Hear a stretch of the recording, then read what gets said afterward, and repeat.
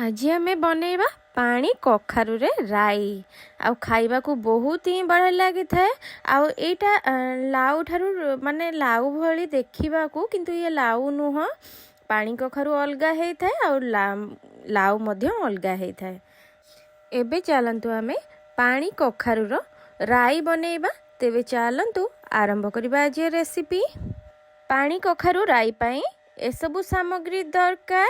आउ मु पानी कखारु को देखि पारछंती एई परि भाबे रे लाउ परी कट कर नै जाईची। आउ सारू मध्य कट कर नै जाईची। सारू मु 3 रु 4 टिपुआ नैची।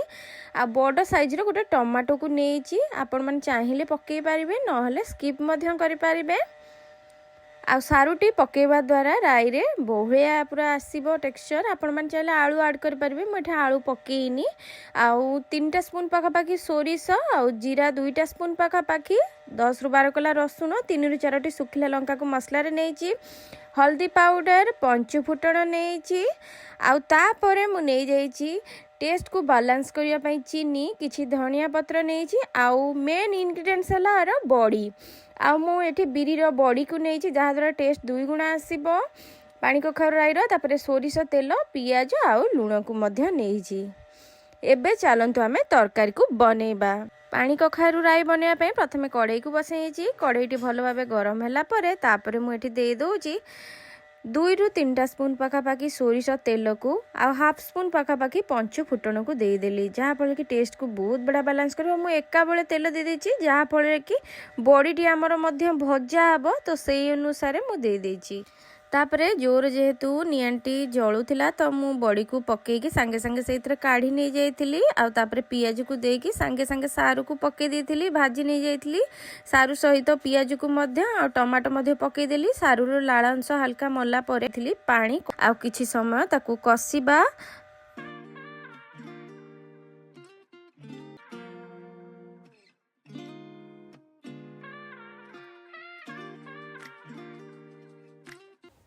तापरे दे दोची पानी कखारे स्वाद अनुसार लूण 2 स्पून पाखा पाखी हल्दी पाउडर हाफ स्पून पाखा पाखी टेस्ट को बैलेंस करिया पई चीनी को दे देली। तापरे अल्प टिके 2 रु 3 मिनिट पर्यंत कसी नेली। तापरे एबे हमें सोरिष मसला को आमे जो पेस्ट करके रखिथिले ताकू दबा। आ मु एठी 2 टेबलस्पून पाखा पाखी दे देली सोरिष मसला रो पेस्ट को। तापरे ताकू भलो भाबे मसला सहित पानी कखारु को मिक्स करी नेली। आ तापरे जो बिरी रो बड़ी को आमे भाजी थिले भलो भाबे ताकू गुंड करिकी तापरे ऐड करने जाउची। जहा फल रे कि टेस्ट बहुत बढ़िया आसो। एमती आपण माने बिरी रो बड़ी को गोटा न पकेकी गुंड करी पकांतु। माने हल्का हल्का पूरा प्लेन करिवेनी टिके दरदर खंड करिकी पकेबे। ता द्वारा राई रो टेस्ट बहुत बढ़िया आसीबो। तापरे एबे आमे घोड़नी देकी आमे सिजिबा को छाड़ी नबा। आ मझिरे मझिरे मध्य चेक करूथिबा जहा फल कि बिल्कुल लागिवनी। आ एथिरे बिल्कुल पानी लागेनी मनु को ही जेतु ये पानी कखारु तो आदरु ही पानी बाहरिबो। आ मु देखि पारचंती घोड़नी खोली की चेक करने जाईची। भलो भाबे 70 रु 80% भलो भाबे सिजी जाईची पानी कखारु। आ सारू मध्य बड़ा भाबे सिजी जाईची। आ बाकी जहा रहिला ताकू अल्प अल्प करके एही परि भाबरे लुआ करिकारे मारी नबा जहा फल कि मिसी जिवो। आउ जहा बाकी पानी अछि पानी कखारु राई रे ताकू सबु मारी नबा।